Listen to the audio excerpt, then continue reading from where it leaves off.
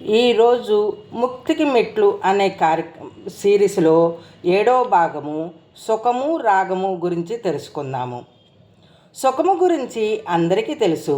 ఆ సుఖాన్ని పదే పదే స్మరించుకొని నాకు కావాలి, ఎలాగైనా నాకు కావాలి అన్న బలమైన కోరికే రాగం. సుఖాన్ని అనుభవించండి, తప్పులేదు. కానీ అది రాగంగా మారితేనే మనల్ని ముక్తి మార్గం నుండి జారిపోయేలా చేస్తుంది. ఉదాహరణకి, మీరు మీ స్నేహితునికి ఇంటికి వెళ్ళారు. వారు ఏసీ వేసి మిమ్మల్ని కూర్చోబెట్టారు. మీకు చాలా చల్లగా హాయిగా ఉంది. అప్పుడు మీకు సుఖానికి పొంగిపోకూడదన్న మాట గుర్తుకు వచ్చింది. అవును, సుఖానికి పొంగిపోకూడదని మీరు బిగు పట్టుకొని కూర్చోనక్కర్లేదు. ఉన్నదాన్ని అనుభవించండి, తప్పులేదు. అక్కడ ఉన్నంతసేపు బాగా ఆనందించండి. ఆ గది వదిలి బయటికి రాగానే మీ మనసులో నుంచి ఆ ఏసీ సుఖాన్ని వదలాలి. అప్పుడే మీరు సరైన దారిలో ఉన్నారని అర్థం. అలా కాకుండా ఇంటికి వచ్చాక కూడా ఆ సుఖాన్నే తలుచుకొని నాకు లేదు, నాకు కావాలి, నాకు కావాలి అని దానిపై విపరీతమైన రాగం పెంచుకోవడం తప్పు.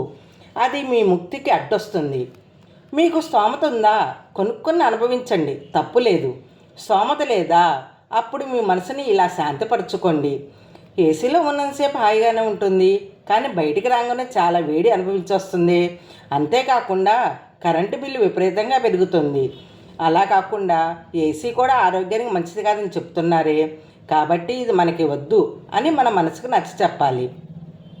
అంతేగాని ఎలాగైనా నాకు అది దక్కాలని విపరీతమైన కోరిక ఉండకూడదు. మీరు మానవ ప్రయత్నం చెయ్యండి, ఫలితం భగవంతునికి విడిచిపెట్టండి.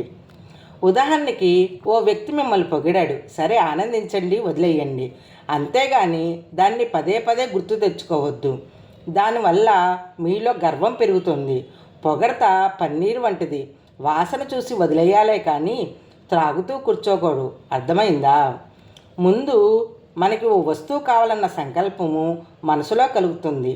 తర్వాత అది కోరికగా మారుతుంది. ఇక్కడ వరకు పర్వాలేదు. ఆ కోరిక రాగంగా మారకుండానే జాగ్రత్త పడాలి. ఒకటి కావాలి అని మనసులో సంకల్పం వచ్చింది. ఇది మన సొంతం చేసుకోగలమా లేదా అని ఆలోచించండి. లేదు అని మన మనసు చెప్తే అక్కడతో దాన్ని వదిలేయండి. దాన్ని కోరికగా మారనివ్వద్దు. మనశ్శాంతిగా ఉండండి. అవును అని సమాధానం వస్తే కోరిక నెరవేర్చుకోండి. మనశ్శాంతిగా ఉండండి.